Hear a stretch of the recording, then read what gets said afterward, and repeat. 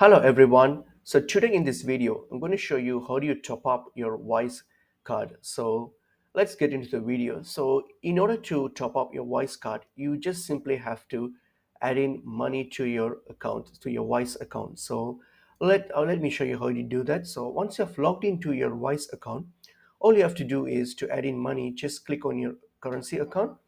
So once you click on your currency account, you will see an option here called add. So you can click that to add some money in your account. So what you have to do here is click on add and then click on the amount that you want to add. So once you've done that, click on continue.